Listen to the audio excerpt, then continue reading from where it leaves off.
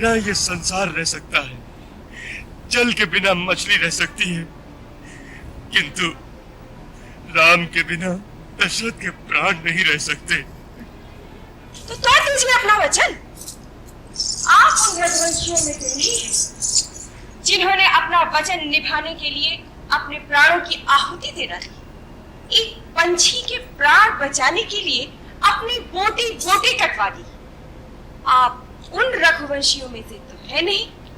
आप तो रघुवंश के कलंक हैं, कलंक। कैकेयी, जीवन भर के प्रेम का अंत इस प्रकार करेगी? देख देख, तेरा ये त्रियाहट तेरा ही सर्वनाश कर डालेगा, तेरा ही सर्वनाश कर डालेगा। हो जाए सर्वनाश, आ जाए महाप्रलय, किंतु राम अवश्य बन जाएगा। अरे हत्यारी, कुलघातनी, ये तू नहीं बोल रही है, ये दशरथ का काल बोल रहा है। दशरथ का काल बोल रहा है। दशरथ का काल बोल रहा है।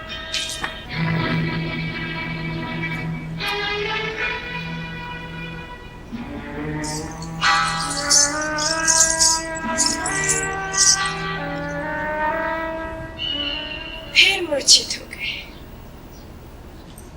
अरे जल्दी जल्दी हाथ चलाओ, भोर होने से पहले हर एक द्वार पे दीप मालाएं होनी चाहिए। सारे महल में दीप ज्योति जलनी चाहिए।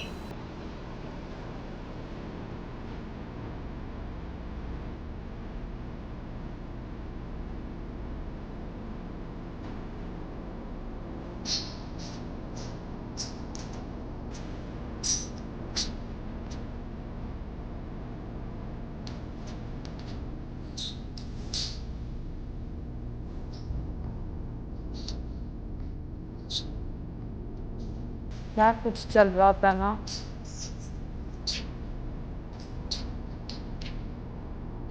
हाँ, वैसे हो रही है ना।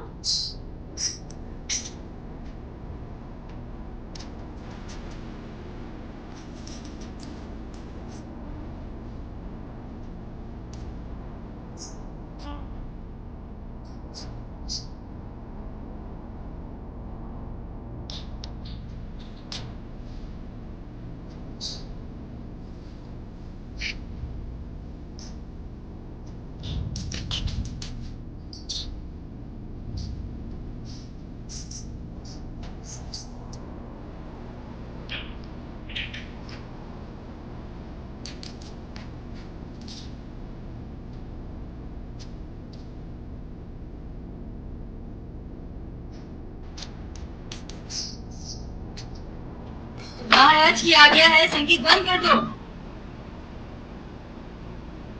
राम राम राम नहीं वहीं पे है। राम राम राम राम राम राम। बुला लेंगी। महाराज अब उठिए भी।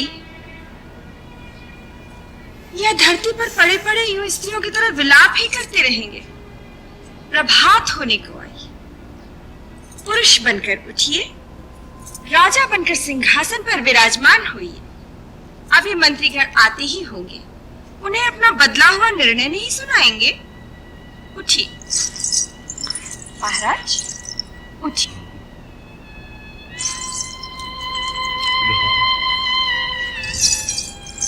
राम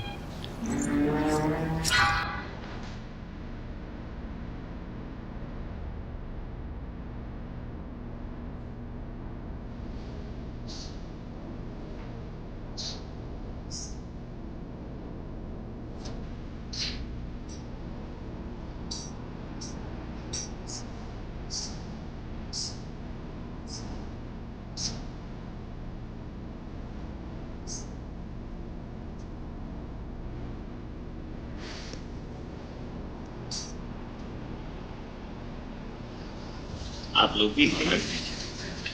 आप यहाँ विराजमान हो जाइए। हाँ, विराजमान हो जाइए।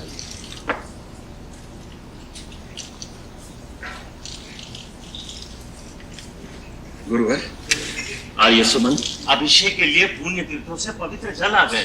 दूसरी समस्त सामग्री भी एकत्रित कर ली है गुरुवर। आश्चर्य है, महाराज अभी तक क्यों नहीं आए? तनिक जाकर देखिए आर्य सुमन, निर्धारित पुष्य नक्षत्र में अभिषेक हो जाना चाहिए। इसलिए सबसे पहले महाराज को अग्निहोत्र करके संकल्प लेना आवश्यक है। तत्पश्चात विधि पूर्वक राज्यसभा में जाना होगा।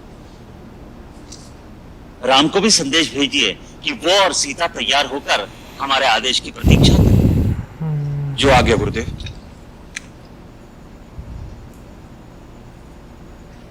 जय हो सूर्यवंश शिरोमणि, महादेवी कैकेयी की जय हो।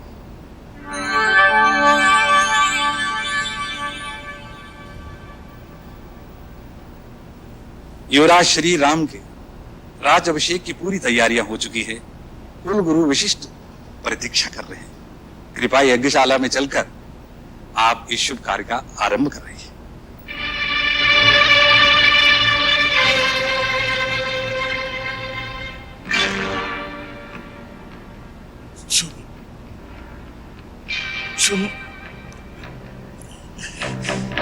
हिम्मत नहीं हो रही। क्या बात है महाराज? महादेवी, महाराज की यह दशा, क्या कारण है? इनके मन की तो यही जाने। सारी रात राम को याद करते रहे। आप कृपा करके राम को बुला लाइए।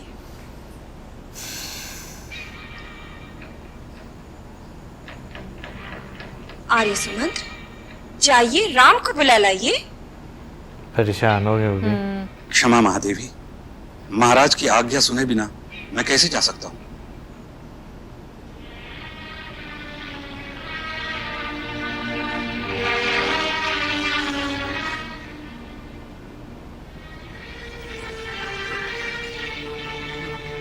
राम को बुला।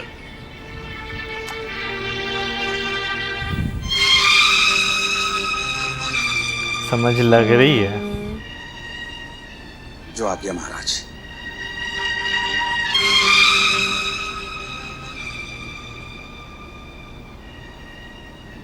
राम,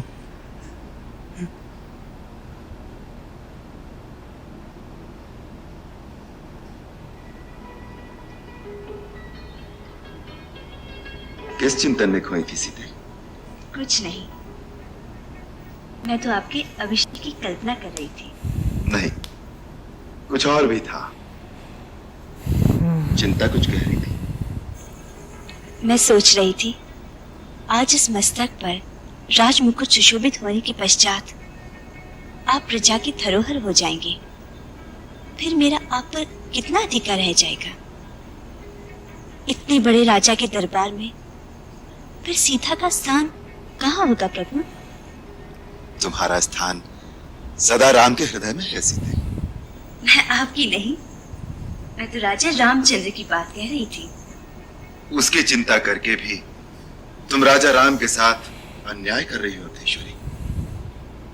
राम चाहे राज सिंहासन पर हो या कुशा के आसन पर, हर स्थान पर राम सीता के बिना अधूरा रहेगा। युवराज की जय हो। क्या है सुनंदा? महामंत्री आवश्यक संदेश लेकर उपस्थित हुए हैं। तुरंत दर्शन करना चाहते हैं।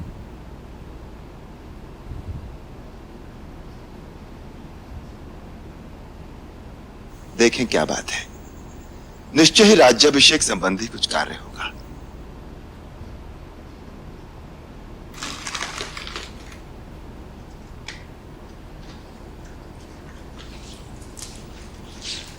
प्रणाम आर्य सुमंत्र। यशस्वी हो युवराज। दिग दिगंतक प्रताप बना रहे। महाराज ने मुझे आपके पास भेजा है। कोई विशेष आदेश? कुछ विशेष ही लगता है। महाराज अभी तक महारानी कैकेयी के भवन में ही है और महारानी ने आपको शीघ्र आने के लिए कहा है। तात स्वस्थ तो हैं? बस बुलाया है, आपको देखना चाहती है। अच्छा, ये क्या है?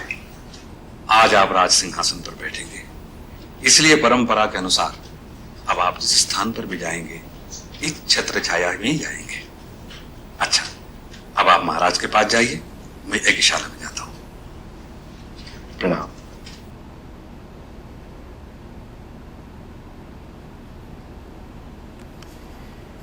वैसे आर्य सुमन जी को कुछ ना कुछ तो डाउट हो गया हुआ है कि कुछ होने Serious है। वाला है, कुछ बहुत ही सीरियस मैटर है, क्योंकि महाराज जी की जो एक दशा दशा है, थी वो बता रही थी कि बहुत बड़ी बात हुई है, वरना इतनी सीरियस कंडीशन नहीं हो सकती यार। लेकिन इस जिस तरह की सिचुएशन दिखाई गई है ना, मैं ये बात बोलूँगी कि अगर आप अपने पार्टनर को इस पोजीशन में ले आए हो कि वो आपके कदमों तक आ गया ना, तो मुझे लगता है कि आप शायद अपनी बात तो मनवा लेते हैं लेकिन फ़ायदा नहीं है, यानी कि आप सारी ज़िंदगी के लिए उस स्थान से गिर जाते हो। इसमें तो कोई शक और नहीं। जो मतलब बहुत कठोरता वाला ये सीन था, सही बात है, मतलब मैंने एक्सपेक्ट नहीं किया था कि इतनी कठोरता जो है वो दिखाएंगी।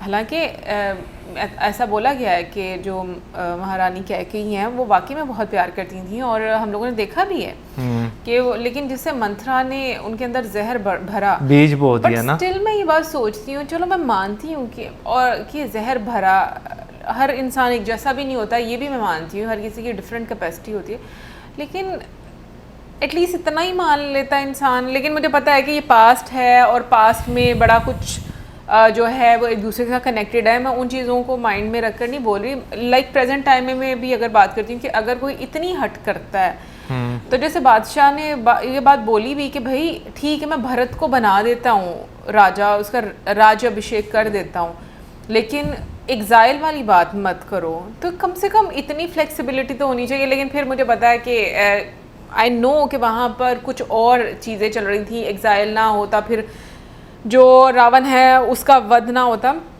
लेकिन मैं प्रेजेंट टाइम में बात कर रही हूँ कि प्रेजेंट टाइम में भी ऐसी स्त्री होती हैं जो मतलब मर्दों को घुटनों पर ले आती हैं और वो नहीं हटती, चाहे उनके साथ कुछ भी कर लो, बहुत ढीठ होती हैं ऐसी स्त्री। तो मुझे वैसे यहाँ पर एक्टिंग जिस तरीके से राजा दशरथ के रोल में उन्होंने की, जो राम जी के लिए उनका प्यार है ना, अभी जब हम लोगों ने अपने दूसरे चैनल पर फैन एडिट्स भी देखे थे राम जी के बारे में, और उसमें जैसे राजा दशरथ का पुत्र मोह जो है, तो मुझे ना वो बहुत खूबसूरत था। और कहीं ना कहीं पर वो जो फैमिली बॉन्डिंग वो आपको ना भावुक कर देती है। इसमें कोई शक नहीं, जो एक बॉन्डिंग होती है ना वो काफ़ी वो कर देती है। लेकिन ये बॉन्डिंग जो होती है ना बहुत सारे लोगों को भाती नहीं है। आज की ज़िंदगी में बात करें ना, बहुत सारे लोग देखकर ये कहते हैं कि इनमें प्यार क्यों है, ठीक है ना। अगर देखा जाए तो कुछ टाइम पहले तक जो है सब अच्छा था, कुशल मंगल था सब, लेकिन एक चिंगारी वो कैसे जो है वो इतनी, यानी कि देखा जाए उसने पूरा भवन ही अपनी लपेटों में लिया हुआ है। मैं कहती हूँ सबको जला दिया। लाइक ये नहीं है, मतलब आपने अगर अपने बेटे को बना लिया, फॉर एग्जांपल जैसे आप अपने बेटे के लिए कर रही हैं, लेकिन आप जिसके साथ थी, लाइक जो आपका हस्बैंड है, अगर वो ही खुश नहीं है, एक तरह से देखिए तो प्राण निकाल लिए हैं उन्होंने। हकीकत बताऊं, मतलब जो मैं सिचुएशन देख रही हूँ, क्योंकि उसके बदले में जिस तरीके से वो एहसान कर रही थी कि मैंने आपकी जान बचाई, तो मैं ये बात सोचती हूँ कि हस्बैंड और वाइफ में ये चीज़ नहीं होती, कोई किसी पर एहसान नहीं करता हस्बैंड वाइफ में, क्योंकि ये एक रिश्ता ऐसा है जो कि आपका सारी ज़िंदगी का साथ होता है। अगर आपका हस्बैंड आपको सर्व कर रहा है, आपके खाने पीने का ख्याल कर रहा है, तो वो आप पर एहसान नहीं कर रहा। और अगर आप अपने पति की सेवा कर रही हैं, उसका घर, उसके बच्चे संभाल रही हैं, तो आप अपने पति पर कोई एहसान नहीं करेगी। अगर ये रिश्ता भी एहसान करना शुरू हो जाए ना, तो मुझे लगता है फिर दुनिया में कोई रिश्ता ही नहीं है। सही बात है। तो लेकिन यह है कि सच में बड़ा वो मुझे दुख हो रहा था राजा को देखकर, और जिस तरीके से वो ऊपर वाले को बोल रहे थे कि कहाँ पर आकर जो है काल ने उन्हें जो है रख तोड़ा है, मतलब सही बात। और हकीकत यही है इस दुनिया की, आपको वाकई में सबसे ज़्यादा चोट आपके अपने करीबी लोग देते हैं। और मतलब ऐसे वाला टाइम वो आता है ना कि कि आपकी बुद्धि जो है ना वो ही नहीं समझ पा रही थी कि हमारे साथ हुआ और क्या है। करीबी भी वो होते हैं जिनसे आपको उम्मीद नहीं होती। हाँ, लेकिन मैं ये बात सोच रही हूँ, देखो सदियों से ये चीज़ें चलती आ रही हैं, हम लोग ये सोचते हैं ना यार हमारे अपनों ने कैसे ऐसे कर दिया, तो ये एक परंपरा है, इस दुनिया की रीत है, इसको एक्सेप्ट कर लेनी चाहिए कि आपके अपने जिनके बारे में आप ये बातें बोलते हैं कि नहीं ऐसा नहीं हो सकता, वो ही आपको सबसे ज़्यादा चोट देते हैं। और मुझे लगता है कि देखो 80s में ये चीज़, रामायण तो बहुत टाइम से लोग पढ़ते आ रहे हैं, 80s में जिन लोगों ने ये देखा होगा, पर मुझे आप लोगों की साइड पर तो नहीं पता, क्योंकि पाकिस्तान में भी ये लोग देखते थे ना। मुझे लगता है शुरू से बच्चों में ये चीज़ें हर तरह से ना आपको समझानी और सिखानी चाहिए, क्योंकि आपका करेक्टर और डिफरेंट बनता है इन चीज़ों को समझने से। बाकी कमेंट सेक्शन में आप जरूर बताइए कि आपकी क्या ओपिनियन। मिलेंगे नेक्स्ट वीडियो में, सब्सक्राइब करना। Good bye.